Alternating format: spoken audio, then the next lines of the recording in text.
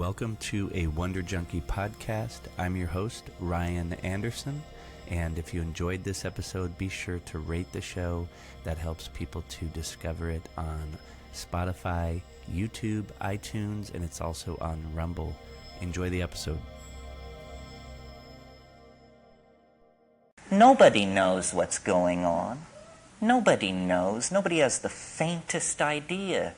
The best guesses are lies. You may be sure of it.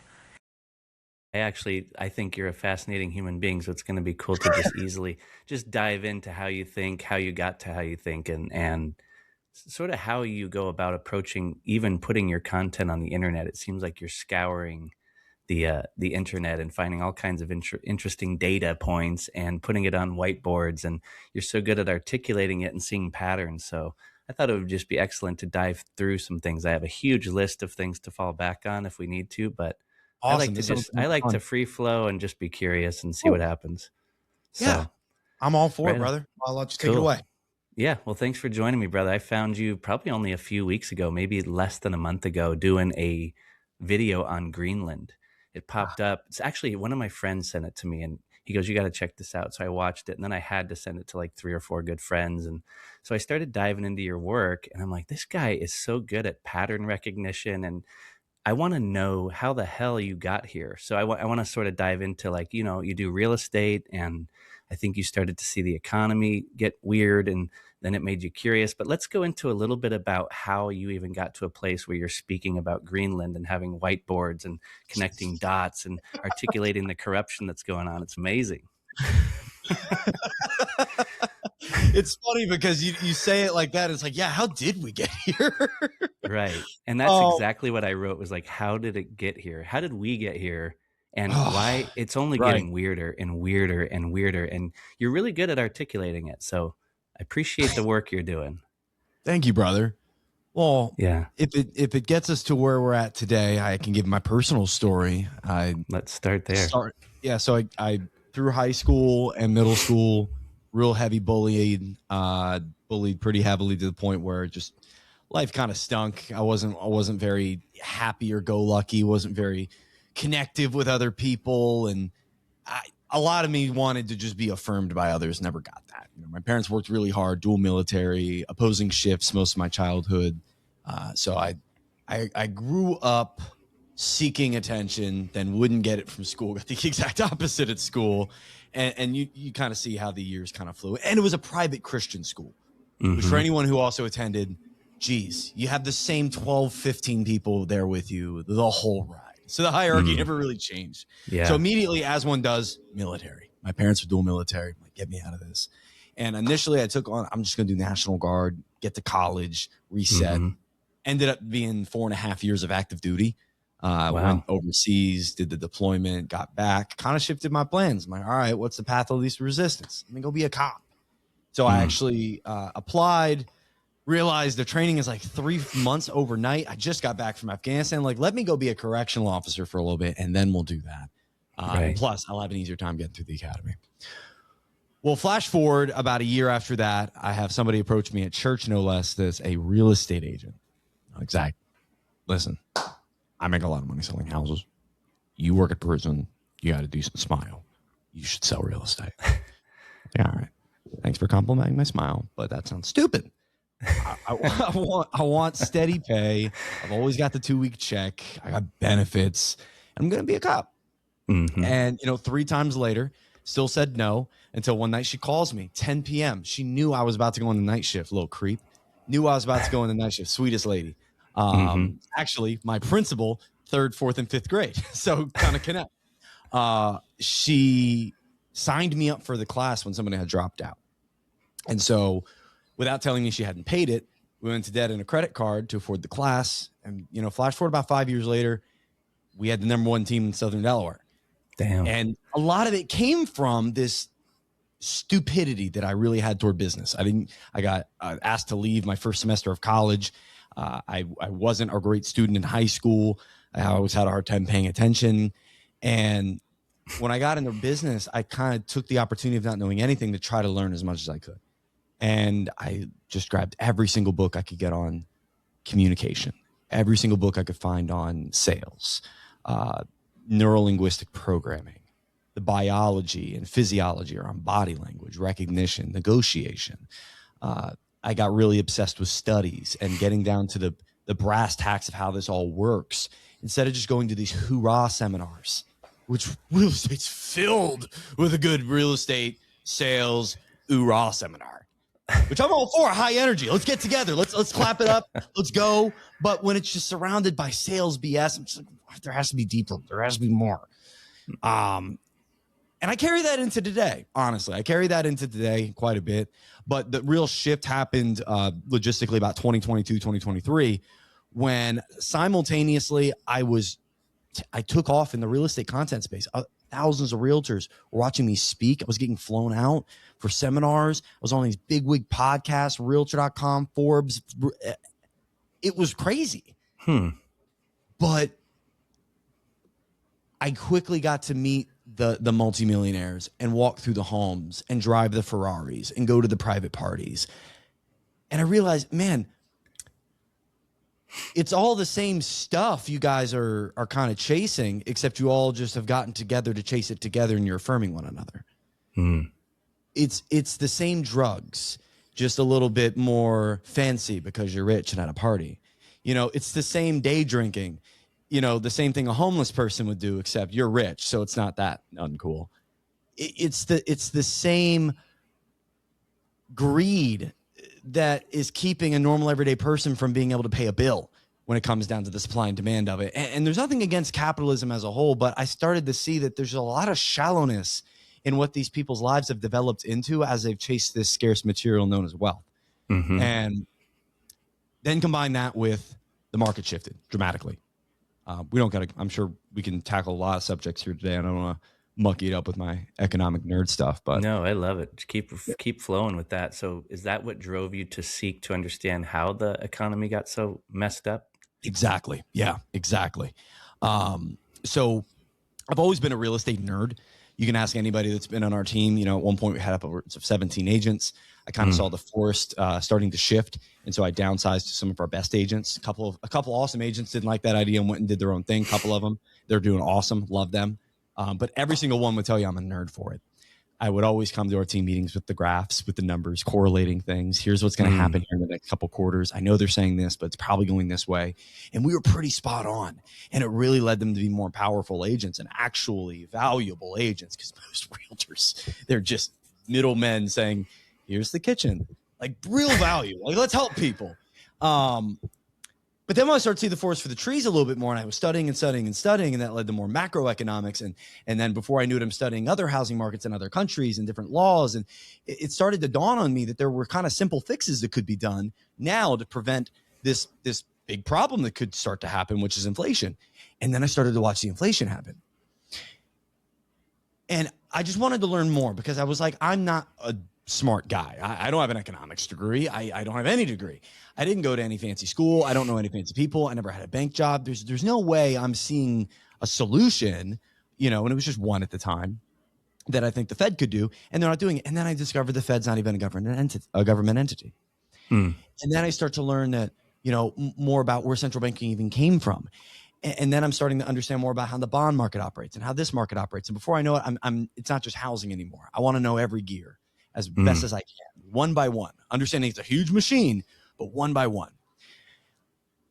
And now we sit today where I'm fully convinced there's very simple, people first, working class focused legislation that could be passed that just won't, for a lot of reasons. And a lot comes down to money. A lot comes down to power. And that's what's at the bottom of most rabbit holes, is people that want money and power.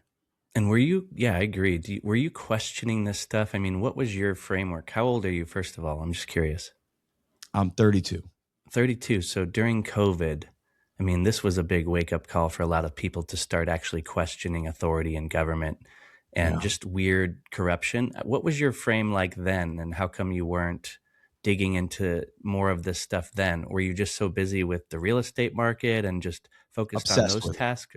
So Obsessed. were you never really obsessed with all this stuff you're doing now, this flip of the switch, until this happened to you with the economy? No, and the real emotional hit for me was just before COVID. I started paying attention to the rates and what the Fed was doing, and understanding what their mechanism was, because it Okay. affected housing. And so Sure. I would watch all the meetings and watch all the meetings. And so like 2.5 years later, when I was like, they're like, hey, they're not even federal. It was like at a networking meeting. I was like, oh Yeah. yeah, it's crazy that they're a private entity. I'm like, oh fucking way, they're not Yeah. a private entity. And I'm like, So, holy so shit. understanding the gears of the economic system and digging into that led you to a whole bunch of other stuff. It's like a rabbit Correct. hole. Yeah. Yeah. So you're Housing, taking a red economics. pill and you're just going fire hose. I don't know what the colored pill is. Some people say you're blue pilled, black pilled, red. Yeah, I don't know what the exactly. pills mean. Well, that's something I do appreciate from the little bit I have dove into your stuff, even some of your older podcasts that I dove into over the past few days, is that you Oh, cool. don't identify with a team. You're not on the red team, the blue team, left or right. It seems like you zoom out a little further and you can see that there's something bigger, weirder happening. And I think that's really important right now for people. All this infighting and distraction is what's keeping everybody from being able to understand and see the basic fundamental features of the mess that we're in. And so we need to be on team human. And I've heard you say lock arms and come together and start working towards a goal here. And I haven't seen a lot of that in the last, I think in the last, I'd say 10 years, but especially in the last 5 since COVID, it's just ramping up. And now you're starting to see more and more exponential features of the corruption to the point where you're like, we can't even imagine just how screwy it is. It's almost beyond our imagination, especially with the Epstein files and all this stuff about the pandemic being somewhat of a plandemic and the WEF, and people don't want to admit to it, I think, because they just want to feel good. I So, said pandemic in a video 2 years ago and it got taken down because of it. well, For I'll mis nip it for out, but mis I've for had so many misinformation. videos taken down, I did, me too. and kicked off I noticed the YouTube. 1984 hat. Is that the I wore that for today. Yeah. right, right. Ignore the eyes, ignore the evidence of your eyes and ears. Nice, nice. Yeah. So, where did this rabbit hole sort of lead you as you're starting to understand the machine? What did you start to see as the underlying big features and patterns as to how we got here today? I think the first one, because it really started with the focus on the Federal Reserve. Mm-hmm. I really got infatuated with that. And so I wanted to understand all their tools as best I could and the ones that they use the most. And the one I understood the least about that I thought I understood was quantitative easing, how they print money and where the money comes from and what they use it toward and how that is actually causing inflation and why they do it. And that was my first hint toward, it seems like every time stuff gets weird for the big guys, they bail them out.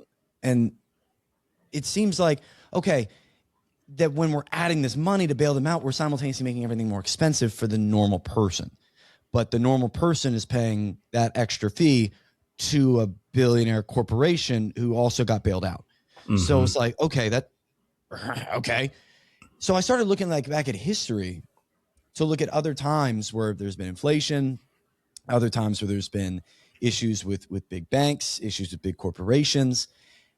And man, I just keep finding one after another, a legislation that's added or a legislation that's ripped away that made things worse. Mm. And kind of fit that pattern of, we're going to give you a beautiful big carrot. And it's going to be on a big, beautiful stick. Greatest stick you've ever seen. and we're going to promise this awesome, incredible thing over there. Keep looking there. Keep looking there. Don't look behind you. Keep looking at the carrot. But that carrot never seems to make its way to us. Ever since 40 Acres and a Mule, it never seems like the carrot actually makes it to the people. And just, you keep going back and you find it again and you find it again and you find it again. And so, yeah, it has led me to question headlines like what we're doing in Venezuela and Greenland, because I keep seeing the pattern arise. I went to Afghanistan. It wasn't while I was there that I realized, but then later I realized, hey, I was protecting poppy fields. Right. And then I get to watch Biden just send everyone home and pretty much ruin the entire mission. It was like, right. It's all just this haphazard chaos. It's strange. But at the same time, when you start seeing the patterns, it's like, okay, it's strange, but it seems systematically strange. Yeah. Where do you think the critical tipping points were for this transfer of power in our country, at least in the more modern history? Do you think it was right around when they killed Kennedy? I mean, that's sometimes what I see is right during that end of World War II era, and we had Operation Paperclip, and it started to become more of a psyop and a social engineering project, at least from the generalizations that I've been picking up on, is like, how did we get here? Well, people are under weapons of mass distraction. They're using technology and propaganda and screens to keep us, fed with this ease and this distraction, like Brave New World. But where did it all begin? And like, how deep does this rabbit hole go? Does it go? I mean, sometimes you could even go back to, people say, the Rockefellers, and you can look at the Flexner Report and all of this petroleum based stuff. I mean, where do you go with it as far as these big tipping points? And what do you think the goal is? Because sometimes to me, it's a bit frustrating, because I have this relationship with death where I'm pretty comfortable with it at this point. And I think it's a beautiful part of life that makes us appreciate it and That is beautiful. makes you want to be more present with your friends and family and try to do good work in the community and be a cool human and not cause harm. But then, like, when you made that Greenland video, it took my mind to this place where I'm like, what the hell is the point of all this? Like, who in their right mind wants to play this high level game of Risk or chess, this long game? Do they know something that we don't know? Or are they just completely fearful of death and they're under hypnosis for power, like bloodthirst power? I mean, what would drive me to even get so ambitious to think that I want to go and rule the world and fly to islands? And all this shit is crazy. And I just wonder what the underlying psychology is that makes power so strange. And, I can't even wrap my head around thinking that. I'm like, I like to enjoy a nice bike ride, head to work, get a little sunshine, see my friends. We all just want a good life. The average person just wants to have a good time with their family, a decent meal, healthy soil, healthy air. And meanwhile, there's these people, and it seems like a long chain of people throughout history, like this weird dynamic of power and wanting to keep power and wanting it to go into the future. And what the hell is going on? You know, That's a good question, dude. That's a good quote. Me it and my doesn't boys, make any sense. yeah, me and my boys in the studio, Mhm. we talk about this all the time. And I keep going back to like the two main questions I still sit on, and one of them is that one is really just who sits at the top of the pyramid. Is Are we really watching global tension between Russia and China and America, or are they the third layer from the top? You know, is it the Right. billionaires? Is it like 500 of them with like a vested interest in just growth? Do they want to build like a big world where they just control it all and they all just are limitlessly rich? Maybe. Is that the second layer? Is there a cabal? Is it 13 bloodlines? Is it just I don't know. And that's a Yeah. great question. But, again, you go into the rabbit hole and you start to just find so many deep connections. Like, let's go back to the Greenland thing. It's funny how things Mhm. always come back. Yeah. Um, Ron Lauder is the one who suggested to Trump that we go get Greenland. This was an idea that sourced from him back in 2018. Ron Lauder had been in deep communication with Epstein for physical appointments, at least 3 scheduled calls, and 37 communications between their assistants. Bought some art from him that prior year from Epstein, the year before he starts going and talking Greenland. But all that to the side, deeply connected with Epstein all the way back to 1991.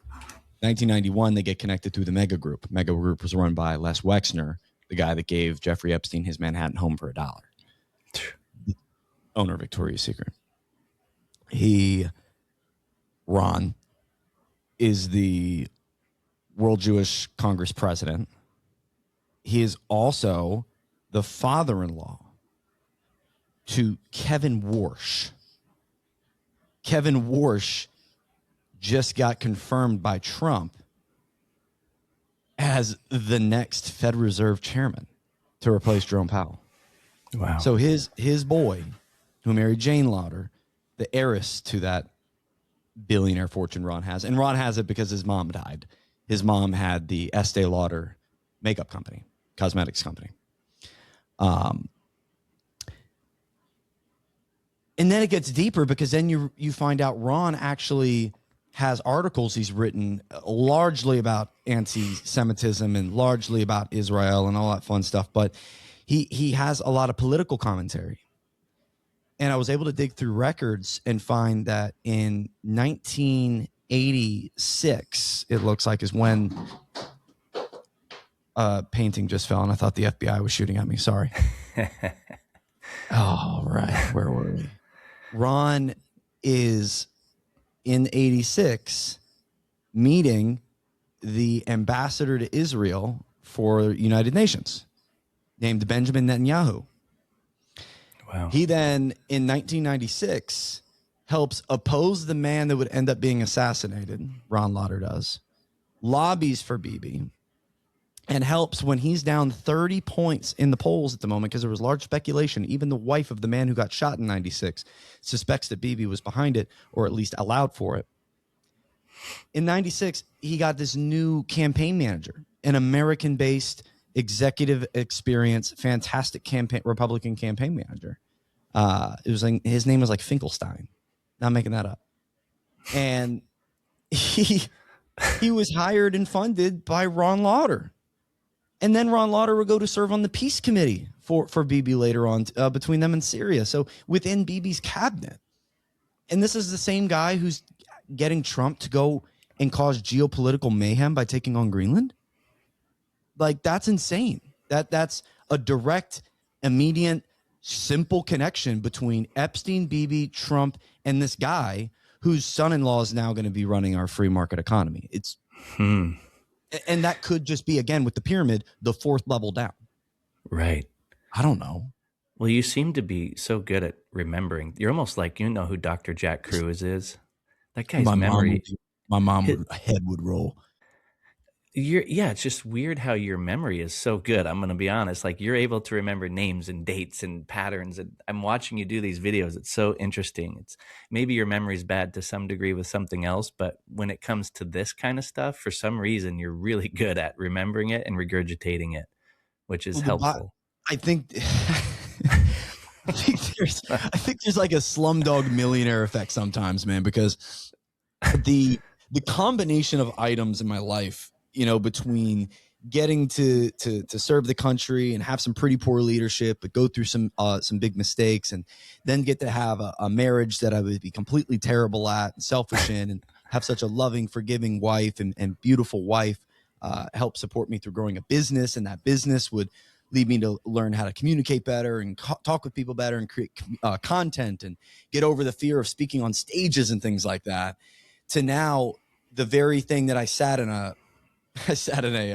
doctor's office. I was like 12 or 13, and my dad, the doctor, and all that. And I remember, you know, because I have two cousins that are autistic, very autistic. Like, they'll live with their family for the rest of their life, not work, not do anything. I love him. Noah's the coolest. It's my boy. But I remember the doctor being like, yeah, he's like one wire away from being autistic. And I was like, was I supposed to be in here for that? Like, were you supposed to say that? Because that like really hurt my self-identity. But at the same time, there are some certain things that I do latch onto and have a bit of this hyper-focus ability if it means something. And I look at the points in my life where I was really oorah about the military, and I was really pumped up about business, and I'm really pumped up about my marriage. And, you know, I wouldn't say this stuff pumps me up, but I do feel like kind of a duty with also on the real estate side, it provides my income. So I'm able to, with a team that's not autonomous because we work extremely hard, but is creating that revenue, and it gives me the time to be able to do it. And luckily my team now fully supports what I'm doing. And, you know, I also create content for the Delaware side on like YouTube and Google and stuff. That's where all the old heads go anyway. But it seems like in order to have a passport or an ability to go into these weird realms that you're able to go into, at least for me, you have to keep that humility that you're trying to continue focusing on, like what you do have and how many people have helped you. And the humility goes a long way, but also the ability to listen to all these strange things about the world, to see the shadow side or the dark side of the nature of reality in a real sincere way. To seek truth means that you have to accept grief and suffering and all of the horrible elements of it. But at the same time, for some reason, and it's hard to know why and how, certain individuals are capable of taking that on and maintaining an optimistic, and it almost gives you fuel to want to serve in a way. It's a military mindset in a way. As like a warrior, I'm going to be honest. And everyone does it in their own way, but I can just think of simple examples like my mother, for example. She's an amazing woman that can love so many people and impact so many people, but she has no business or interest learning anything about the subjects that we're going to dive into today, because it would just cause her too much pain. Most people would feel too much overwhelm on their nervous system to even be able to live in the world that we live in. So I do believe that it takes courage, and it's certain people that are supposed to go head into this weird stuff and share it or communicate it in different ways to whatever their abilities are. At least this is what I'm gathering.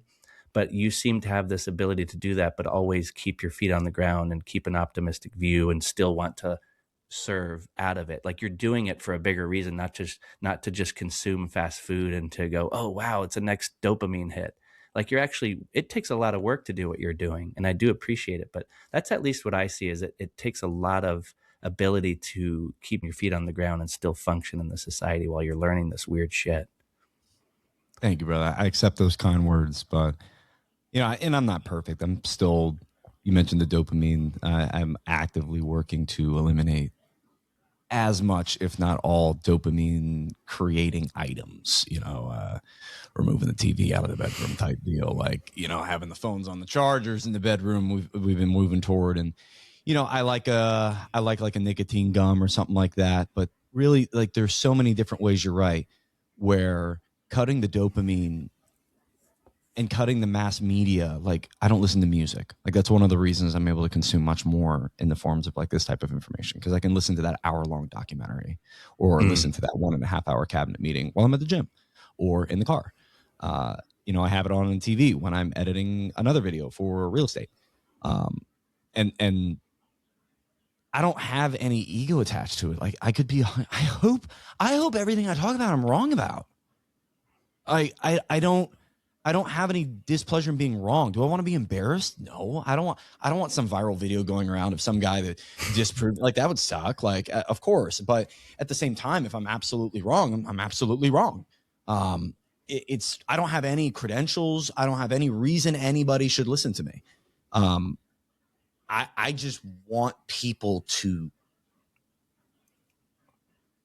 You ever watch that movie? It was pre-COVID, Bird Box. Mm-mm. Okay, so the premise of the movie, it went like viral on whatever social media we were on before COVID. This movie where it was like one of those apocalyptic porn type movies. It was like, oh my God, everything's gonna blow up. In this case, there was some alien type invasion, and the premise of it was if you looked at the aliens, they would like hypnotize you into basically offing yourself in a lot of gruesome ways. But the problem was, once you've seen it and it wants to kill you, the person who's been hypnotized starts like for the next minute or so going, yo, you got to look at this. You take off your blindfold. Oh my, you got to look at this. I feel like the guy that's hypnotized into saying, yo, you got to look at this. It's like you've seen how it works. And I'm like, yo, get these blindfolds off. You got to start understanding it. Yeah, it's weird and it hurts and it can be dark and it can be nihilistic. And, and that took me to a point where like I took 6 months where I didn't create any content, and we got chickens, and I built a chicken pen and a run, and we built a garden, and I got my feet in the dirt, and I prayed and I read, and I got more foundational work done to myself, I guess. And I still need to do that. I do that on a day-to-day basis. And like I said, I'm still trying to rip away the things that do make me weaker, add more toleration to pain and discomfort and cold exposures and workouts and meditations and focusing on my family and spending quality time and, the things that really matter. Balance. It's like the more complex your mind gets, or the more complexity that you see in the world, the more you realize, and I'm doing the same thing, that the more simple I want to be in the world. My habits are much more simple. I try to focus on basic things like get more sunlight, relax a little bit more, take more time for stillness, and return to nature type stuff, be a human being in the middle of this momentum building, exponential, technological, strange thing where everyone's being hijacked by some sort of technocracy. I don't know what it is either, and I don't know how the power dynamics work. I look at it with curiosity and wonder and appreciation for the fact that I'm even aware of any of it. But I'm also aware that there's a massive amount of chaos that's being created, and there's going to be more suffering, and that it's going to get harder before it gets better. And so the animation of why we're here is partially to be curious and have fun and explore, and wow, isn't it strange and weird? I can do that and be humorous about it. But at the same time, I'm like, God dang, it's going to get bad, just like it has throughout history. I'm still aware of that, and I don't want that, and I'm not trying to manifest that. People say you shouldn't speak that into existence, all these people. I'm just aware of the fact that this thing seems to be going off the rails, and there is no breaks. you know you see like Peter Thiel and this Palantir stuff and Klaus Schwab. They're openly speaking about what their desires are, and they do have a lot of money, and it does seem like it's not really, there's no checks and balances. So it is interesting to try to enjoy your day, get in the garden, like you said, spend time with your wife. Meanwhile, the whole species is under attack by some strange, almost like transhuman agenda. Right. I'd be lying if I didn't find a lot of strange type peace and understanding. This is spiritual warfare. It seems to be the blueprint of spiritual warfare, because you mentioned it earlier, like, and I take on the same thought process of immense wealth wouldn't lead me to still not wanting to go on a walk with my wife or hit the gym or get away from the morals that I feel like are much more important than anything physically I could obtain. And that's all money is a coupon to obtain things. So if I'm satisfied with the things I have, then I don't imagine people like you and I become these billionaire, as you mentioned, like technocratic type leaders. But that's at the same token, I don't think they're like us. I do not think these are people who have been brought up to think the way that we think. I mentioned earlier, getting to go to these networking meetings and getting to, muck it up with these rich people. And there's nothing against being rich, by the way. And there's nothing against being wealthy or being in those rooms, but the conversations shift. Everybody's in there to try to get a leg up in some way, shape, or form. Now, some people do it on others' backs, but a lot of people do it through handshakes. A lot of people do it through coffees. A lot of people do it through lunches. And a lot of those coffees and lunches breed off these events. And I've seen literal businesses that are still in operation to this day that I saw get negotiated by two drunk people in 2019 at a party, and because they were rich and because they had good heads on their shoulders and they knew what they were doing, and they see the systems and businesses just like that. It's pattern recognition, it's systems. You get two of those people together and good things can happen. But when you get to the point of wealth, and I don't know where the line is, you get to a certain point of wealth where it's no longer about obtaining something that's going to satisfy you. It's about just chasing the need for growth, chasing the need for others to see you growing. It's all about greed and mammon and power hoarding. And nothing gets done about it because the same people who could do something about it are the people that want that power and money. So the spiritual side of things comes into play for me, because when you get to that point of wealth, and again, I don't know where it is, it becomes more spiritual, I believe. It becomes more, there's no vacation I could go on that would excite me. There's no gift I could receive. There's nothing anyone could really do for me. So what I'm going to do instead is I'm going to utilize my money as power, and my relationships with different people, politicians, corporations, as power to orchestrate my ideology on the people, because there's nothing you can do about it. And you go even deeper than that, and you get into the, I don't know what platforms you want, so I don't want to talk too crazy, but the child sacrifice and the type of stuff that's literally being talked about in these files. And we can go back and forth all day on speculation because we don't know what's true, what's not. But that's not a new speculation, that there's literal devil worshipers, ball worshipers at the top of the thing. And if that's the truth, that's reaffirming what I'm already in peace in, is this a spiritual warfare. And it's already talked about. And if there's a devil, there's a God. And I rest on the fact that I'm here for a reason, placed here for a reason, created in an image that is alike to them. And, I'm very cool with a lifestyle where I can give back to my fellow man and at least follow the guidance of Christ. At least follow the steps, the lessons. Read through Matthew, see what he taught. It's the book where he talks the most read words. Mm, Um, because and just one last tangent, because that book gets used for so much power manipulation and mm, war and white nationalism and sick stuff. And it's crazy to get actually into the weeds of it and realize like nothing this guy's teaching is what we're doing, even though we claim yeah. to be that type of nation. Yeah, it seems to happen with any good ancient text too. It can be used as a weapon of manipulation. I think I heard you mention that you were reading Malcolm X recently. Maybe that was a while back, but No, it's what a recent. I'm just cracking into it. okay, so what a different philosophy of than Christ, right? Right. And so if you look at the spiritual warfare conversation, there's different people that have different ways of approaching it. And Exactly. I Like look at Martin it Luther like King would be probably the more Christ-like style of totally, doing it. Yeah, he was like opposite. Yeah, yeah, 100%. like love and you know, don't turn on the people that are trying to attack you, things like that. Right. But Literally then got beat up on stage and then started like, don't hit him back. Like crazy. right.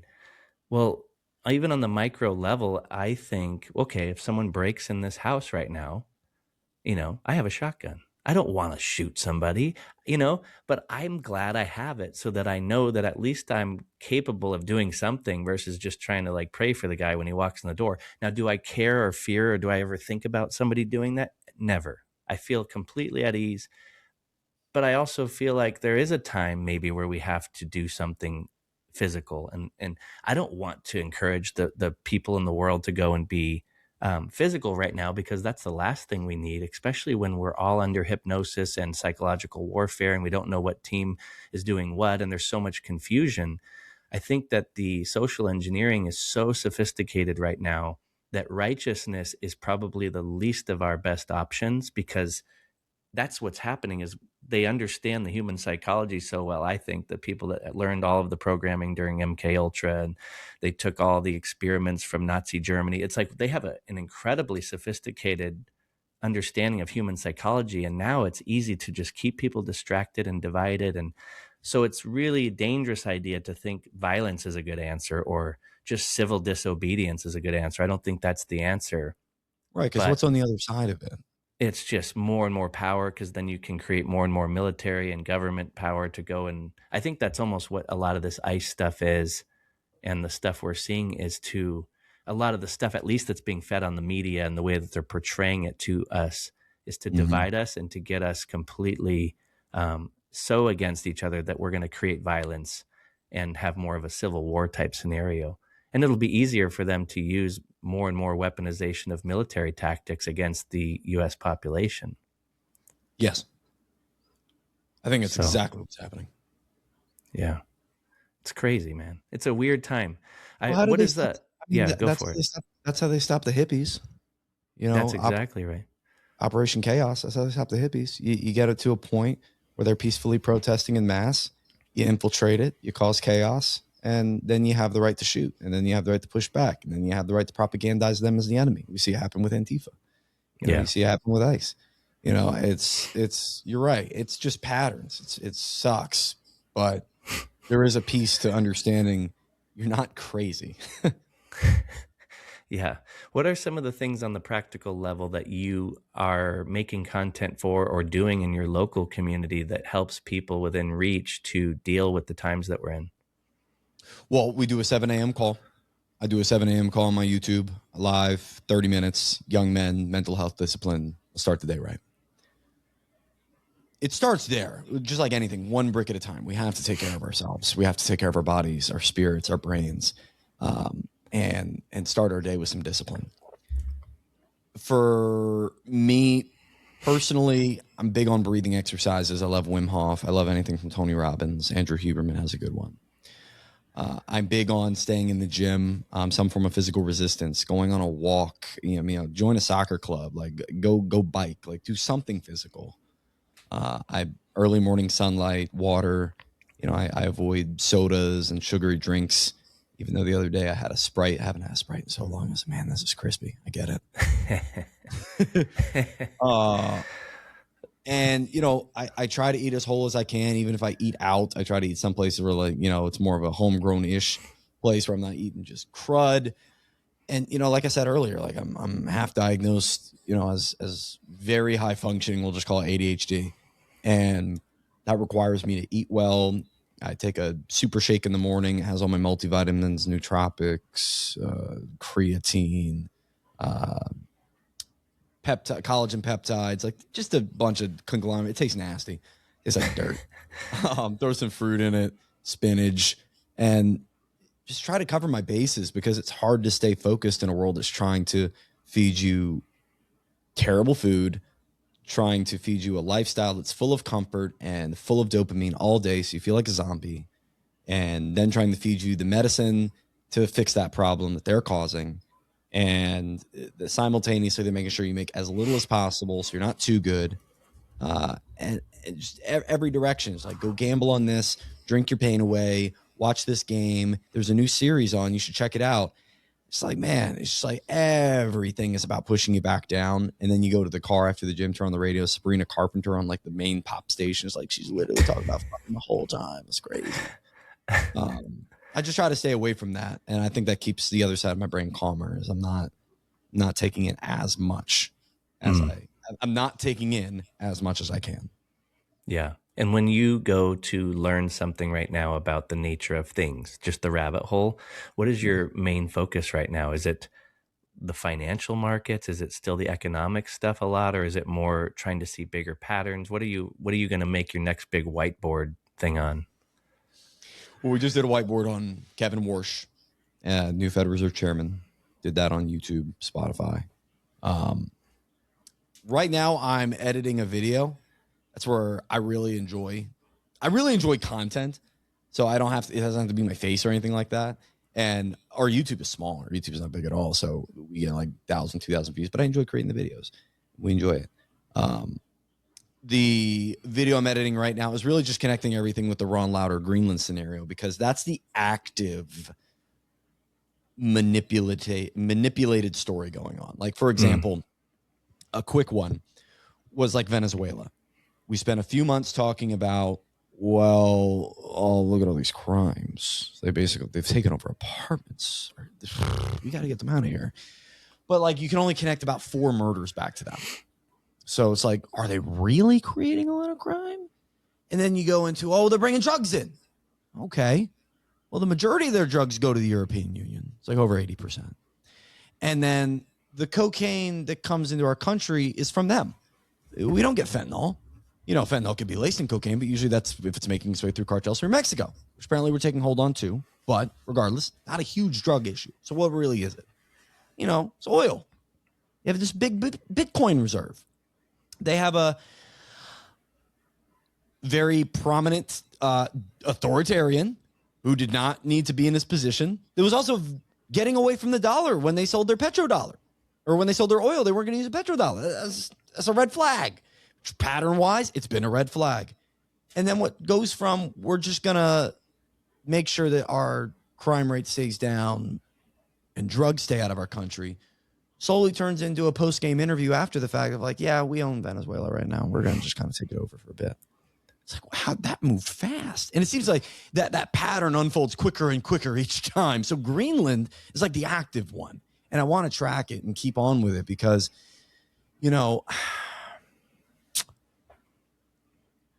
I don't know what the end game is, but I do think awareness is a big step in the right direction when people know what's going on. Because we could talk about JFK and MLK and even Charlie K at this point, but let's try to focus on what's happening right now, something we could stop.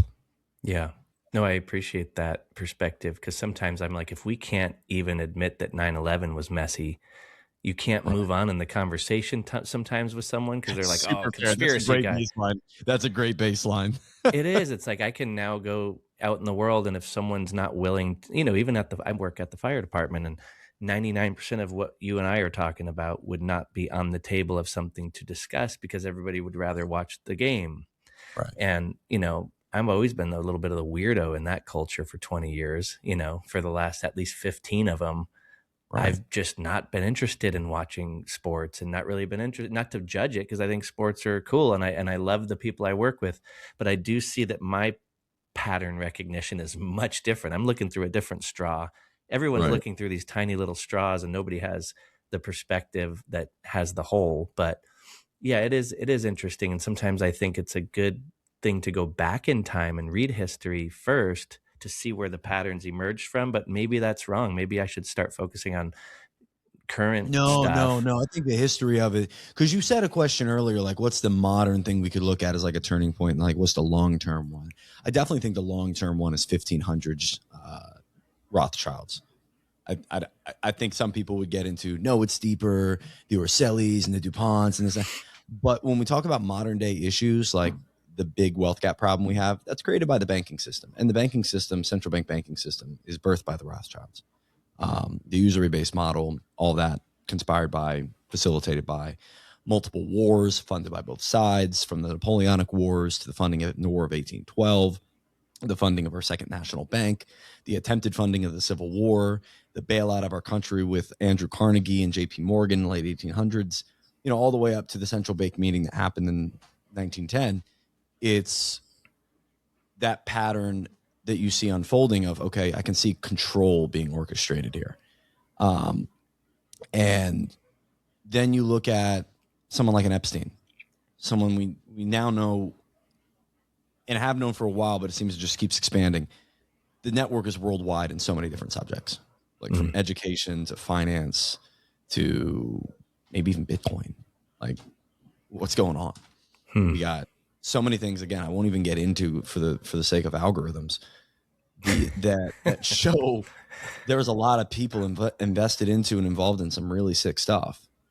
And so when you also have 7 different emails with him stating, I represent the Rothschild family. Like, whoa.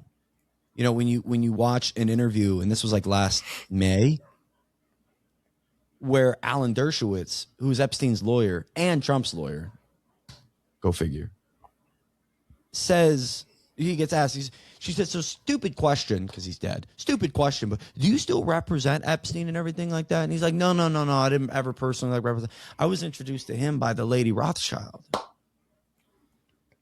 It's like, okay, so where is that level? Where is that top level that exists? Who's really pulling the strings? Again, I ask that question a lot. But I think long term, you have to look at the Rothschild family. And then shorter term, I think we just look at unfettered government spending and debt. Just as a specific problem. We can't stop spending money. Our debt is insane. And every time people stop buying our debt, we just print money. We've been doing that since 2008. So that'd probably be the more modern breaking of the economy, more like why we feel like we're in a K-shaped economy today. It's probably 2008.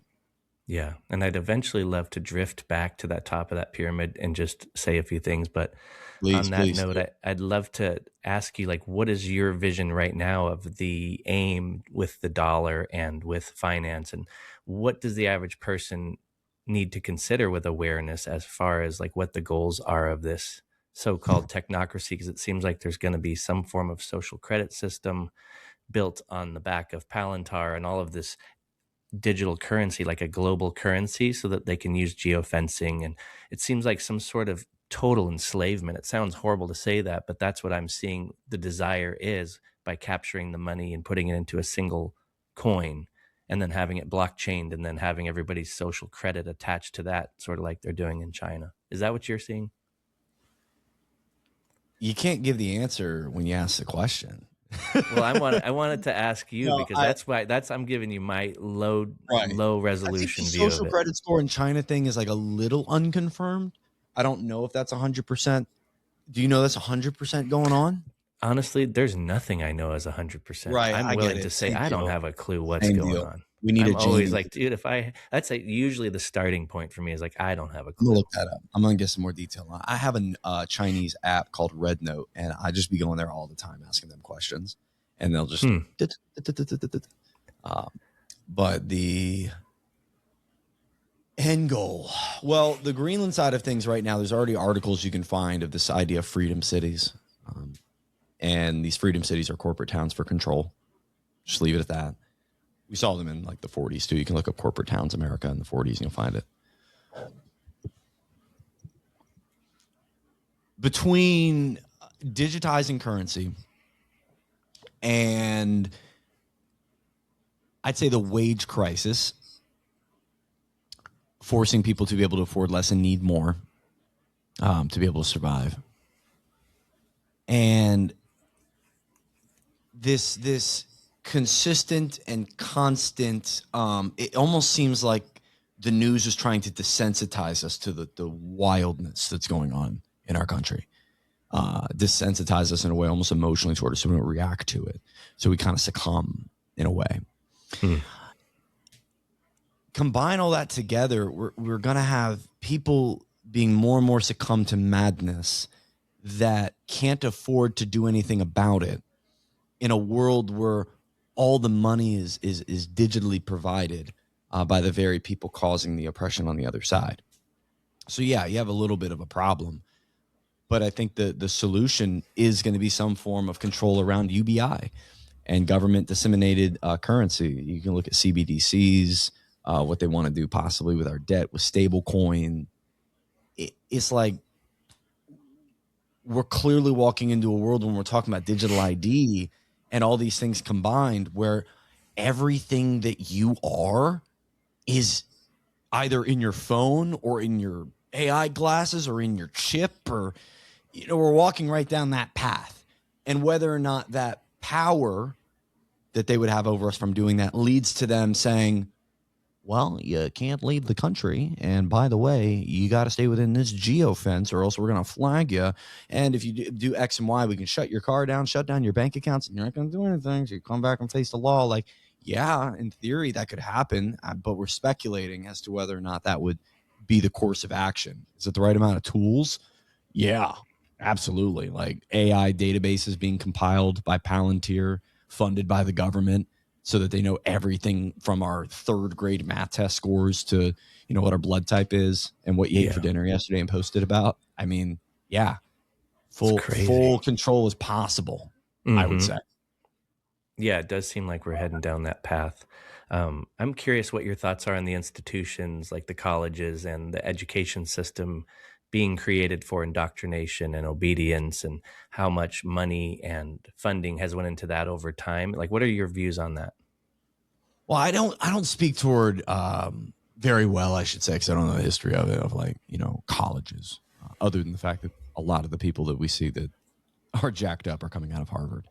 But regardless, the side that I do think a lot about is how jacked up our early, mid, and high school educations are, and the subjects that are being taught, the subjects that aren't being taught, as being very purposeful.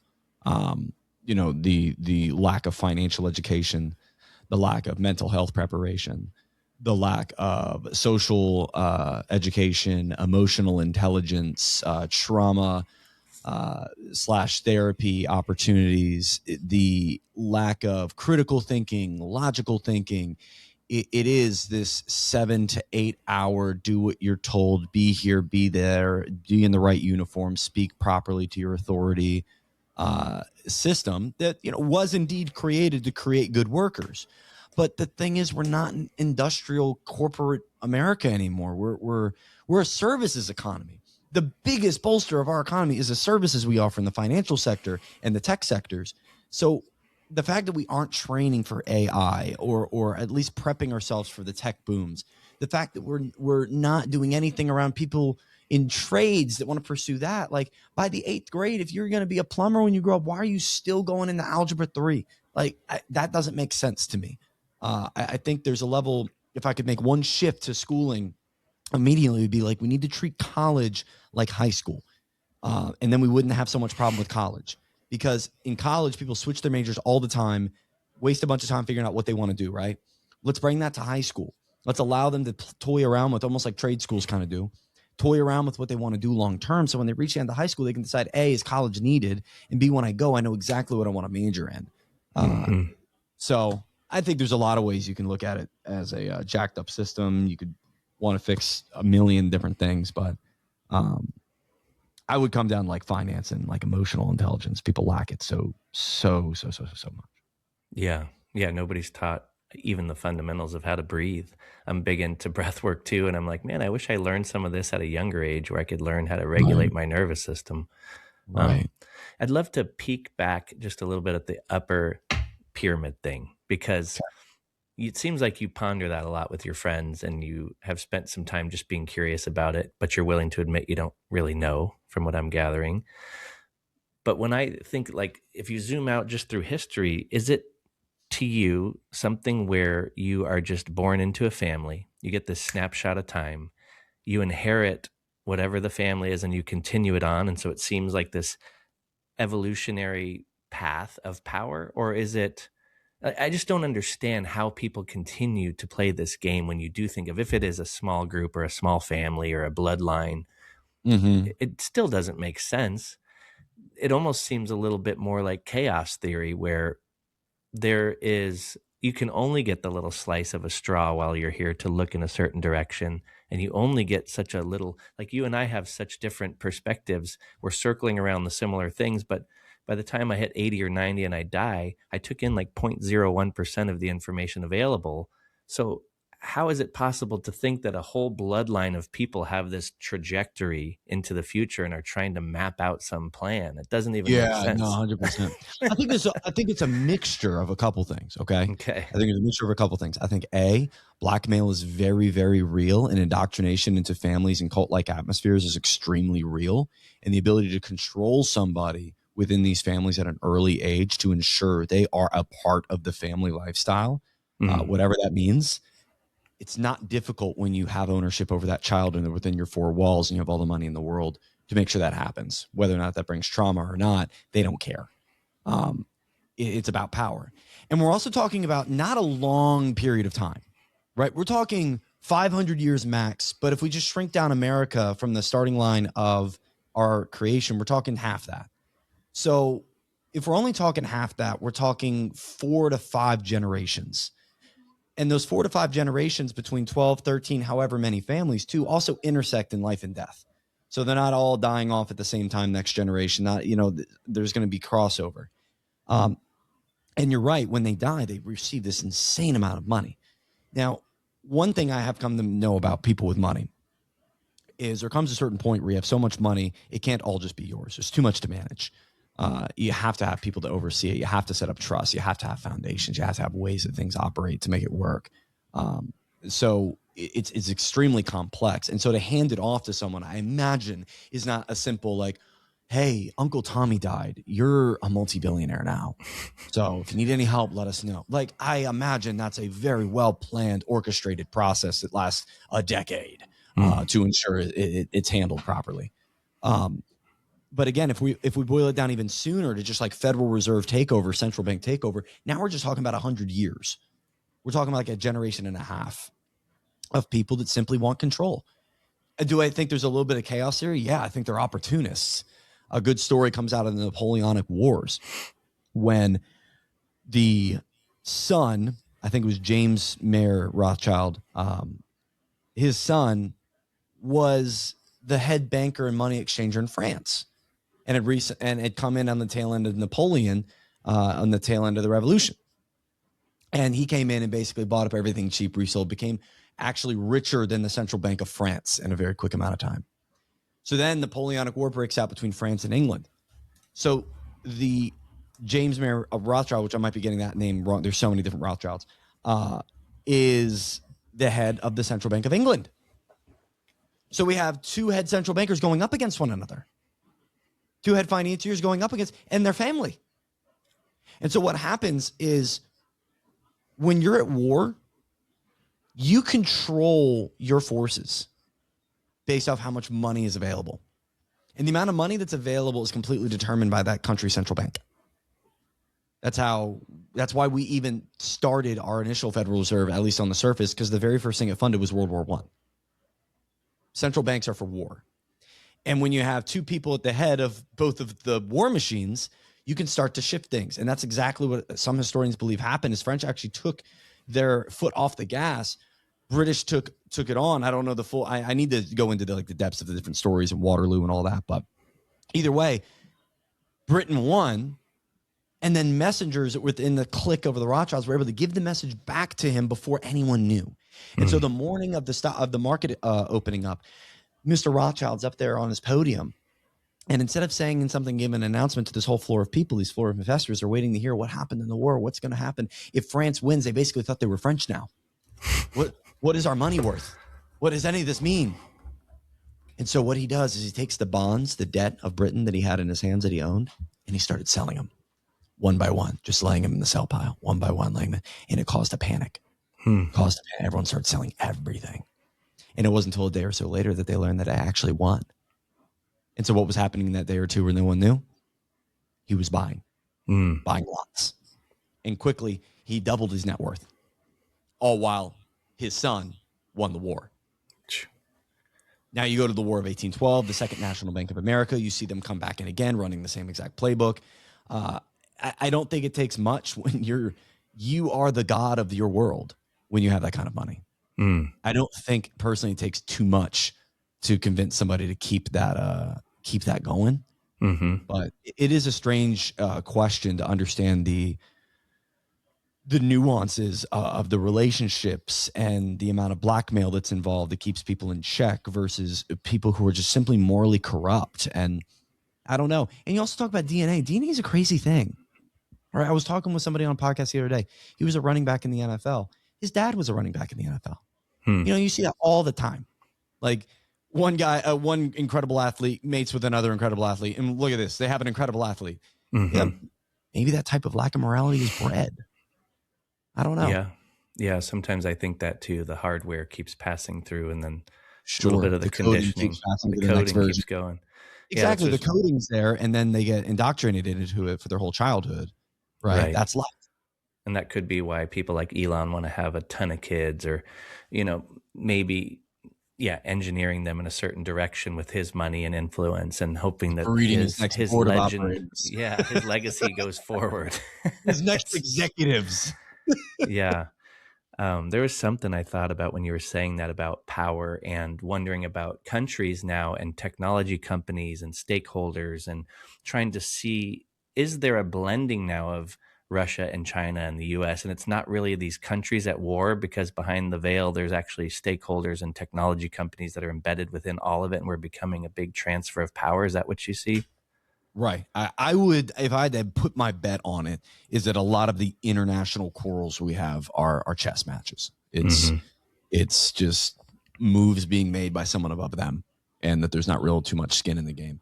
I have seen some very weird correlations with Russia and Putin pretty much starting to, at least in their media, try to basically rip the veil off and say, hey, look, we understand that America is run by a bunch of pedophile demon hunters, and we are not a part of that. We hate that. And by the way, they've been transferring kids out of Ukraine for their sex trafficking thing, and that's the whole reason we're there. Jeez. It's like, whoa. It's like, and then you don't know what to believe. So it's like, is that legit? So I don't know. And I don't know. And there's a part of me that knows I'll never know. Right. And just low resolution, what's your view on technology and where it's headed with these chip manufacturing plants, and doubling down on server farms and water waste and things like that, and even geoengineering being part of this technology? A lot of people don't want to look at the geoengineering as a problem, but it's like, what the hell? That there's so many billionaires now that have companies that involve changing weather, you know? Cloud seeding. And people are like, yeah, right, you're spraying. So they just write you off as a conspiracy theorist, but it becomes, then you're just sticking your head in the sand. It's so obvious. I listened to a podcast the other day. They had the CEO of a cloud seeding company on it. Sean Ryan had a dude on. It's like, it was a different one, but I saw that he had him on too. It's like, I think technology, like anything, is just a tool. It's the result is in the fate of the holder of the tool. I think that manipulating weather's crazy. I think that manipulating anything around nature is insane, because it's gotten to this point, whether you want to say thousands, millions, billions of years without us needing to do that. I think that when it comes to things like chips and data centers and AI and robotics and like transhuman trying to mate, it's all nuts. It's all nuts. But people thought video games were nuts in the 80s at the arcade, and people thought the internet was nuts in the 90s, and we thought social media was nuts in the early 2000s. And Yes, is this a different level to all of that? Of course. This isn't connecting with your old college buddies on Facebook. This is, something that can take away your job. This is something that can, really change society as we know it. Yeah. But I'm a firm believer it's going to happen one way or not. A lot of it probably just because it's like the space race. Everyone wants to win. We don't have any real regulations set around it, safety set around it, guardrails. It's kind of everyone for themselves in a way. And unfortunately, it just doesn't seem like we have people in office that care about the wage problem that's causing already. And due to inflation and costs, it's like double down. Cost of a home is like double down. And if somebody doesn't step up and try to solve the wage crisis and soon, I just don't know if we get to a point where the AI can be profitable because it needs consumers. And if all the consumers are struggling so deeply, and if it's not them, it might be their son or it might be their daughter, it might be their grandkids, it's got to bleed down eventually. And we're already starting to see where boomers are going to banks to take out loans to be able to help their kids. That's starting. It's starting to bleed. I just don't know which comes first, right? Yeah, maybe they collapse the dollar and create a universal basic income and give people just enough money to stay distracted. Yeah. Maybe a crash is exactly what they want. Maybe they want the crash. They want the pandemonium. They want the 15, 20, 25% unemployment rate. They want that because when you look at, everyone talks about the New Deal. Like this was the incredible deal. So good. It was awesome. FDR 93 or 33 fixed everything. And the wealth gap was great in the 50s. And there was 90% marginal tax rate. I'm like, okay, cool. I can hear all that. And I'm not arguing a lot of those points. But what I am saying is, when did that economic shift happen? When did that legislation pass? When was that an appropriate thing to even bring up as an option? When people were using seashells as currency. Wow. When hundreds of banks had failed. When the unemployment rate was a plus 20%. Pandemonium had to be brought in order for a change like that to be made. So if a change like that, because people talk about, they're going to bring in a new world order of currency. We're going to go to the full digital system. We're going to do this. Like, okay, you think they're going to be able to pitch that and get that by today? I don't think so. But give it 2-3 years of people really, really struggling. Give it that bubble pop moment where it really hits the fan. And things really start to be struggled. The struggle bus really starts to get real, pulls up to the station. Like, you're going to get people to accept massive change because they're dying. And that's, to me, it's nihilistic, but seems pattern-wise logical to understand that if they want to incorporate such a massive long-term change to the economy, not just nationally, but globally, that you're going to have a reason to do that. And collapsing a dollar is a way to do that. What do you say to the younger men and women that are coming up that are 21, 22, even a little bit younger, but you can tell I get new guys now on the job that are making not much money because inflation is at like 50 something percent, I think. I think I've heard you mention the actual numbers. And so the dollar's shit. And so they can't really afford to live and they're just scraping by. What are some positive things or ways that you try to teach younger people in this world that we're living in as to how to move through it economically? What are some strategies that you would suggest? Economically speaking, a couple things are true. One, an asset. Hold an asset. That means if you own a home, you have an asset. If you have an IRA, a retirement account, stock portfolio, crypto, like these are all forms of assets. The second thing I would say is if you don't have an asset, the most valuable thing that you can hold is a skill. In this economy, there are certain skills that are just getting put to the side. And a lot of those skills are skills that are attached to a certain level of book knowledge. They know something, so they're valuable. You need to be able to do something, so you're valuable. That's really going to protect you in the job market. And yeah, that could be being a plumber or a roofer for sure. But going after something that's administrative, legal, it doesn't involve your hands, feet, or a really, really, really niche part of your brain. It's going to be tough. To be is, I love content creation. I really think there's ways to make money and be able to partner, if you're good on camera, with some of these big businesses, with some of these big companies that want to be able to sell more product. And if you're able to help with that, or you're able to help people understand AI at their small business, or help old grandma run her Facebook ad campaign, I think there's money to be made there. So skills. The third thing I say to people is the number one asset is you. And no skill can be developed. No financially sound advice can be taken on. No new habit could be developed in your life if foundationally you're a wreck. You got to be able to take care of yourself. You got to start by waking up on time. You got to be able to put yourself in a state of silence. Stare at a wall for a second, gosh darn. Like count to 100 without getting distracted. Do little exercises. Breathe properly. Research and learn how to actually take control over you. And that might sound corny and hokey, but listen, you're not going to get anywhere by sitting still. You're only falling behind physically, mentally, spiritually, financially. You got to get up and move. It may mean that you have to run while past generations had to jog and or walk, but you're going to get run over one way or the next. And I don't want to see that happen to your brain. I don't want that to spread to your relationships. I don't want that to manifest into your wallet and your lifestyle. I want you to seek good habits, avoid the dopamine and the distractions, and we're all just human sacks with a lot of water and a meat computer between our ears, floating on a marble in space. So I mean, none of us make it out alive. We're all here. Yeah. I just don't see the point in arguing with each other about it. Just try to find that peace in you, and financially, again, assets are huge and skills are huge. Nice. Yeah, that's good advice. I always ask everybody, if you were going to die today, what would you want to share with the world? But with you, you have so much content. We're going to imagine that none of it exists, and this is the last thing you could say to the world. What would you say?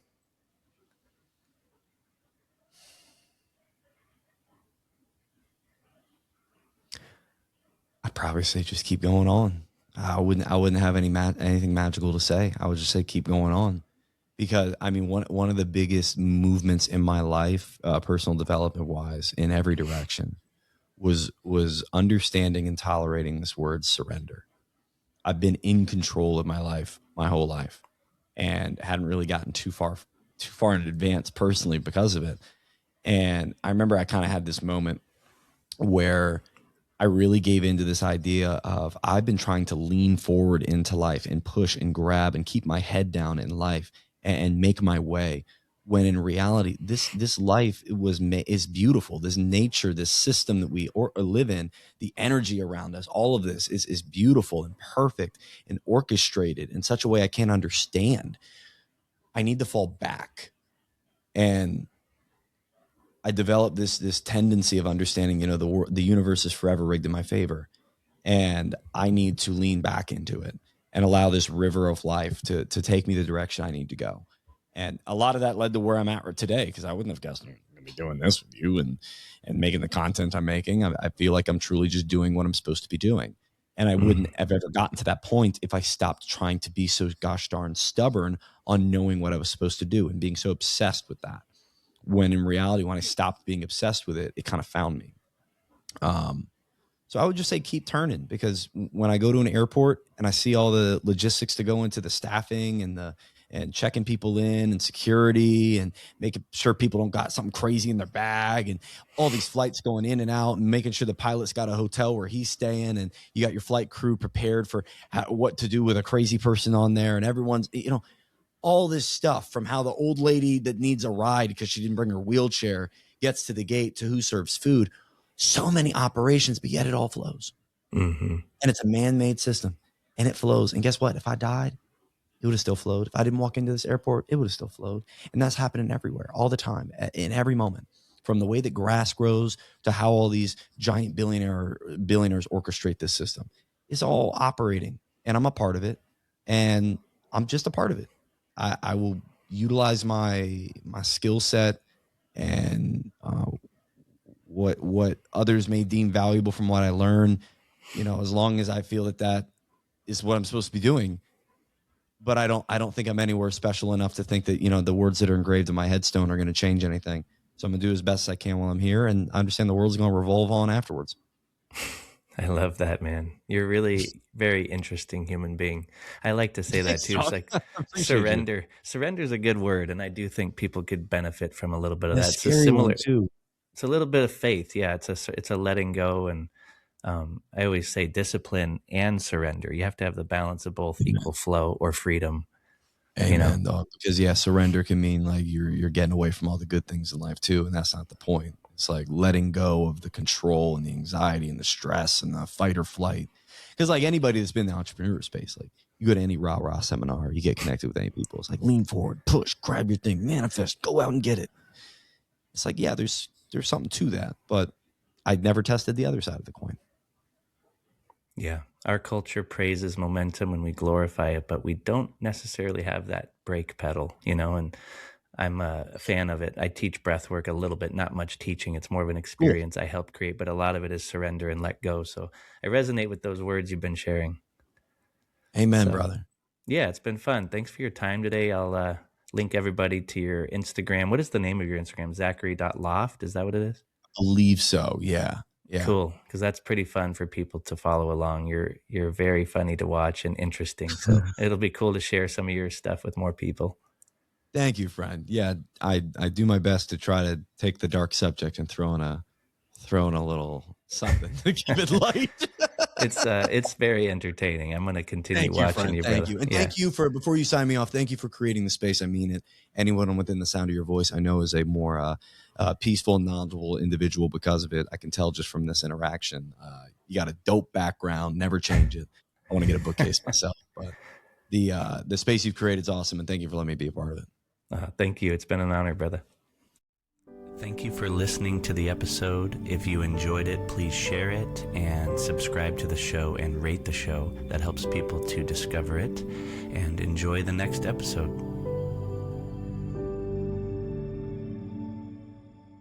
What we call reality is in fact nothing more than a culturally sanctioned and linguistically reinforced hallucination of some sort.